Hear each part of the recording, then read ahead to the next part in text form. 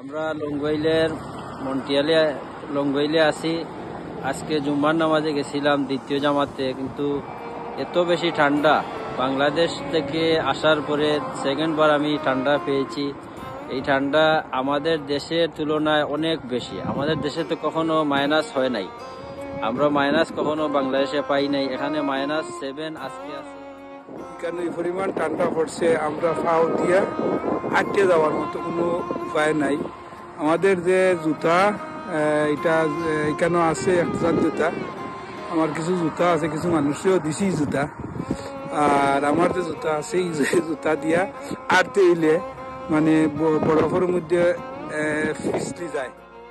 মূল কথা হলো গিয়ে আমরা তো এই ঠান্ডার মধ্যে বাংলাদেশি থেকে এই ধরনের পরিবেশ পরিস্থিতির মধ্যে পড়ি নাই কখনো।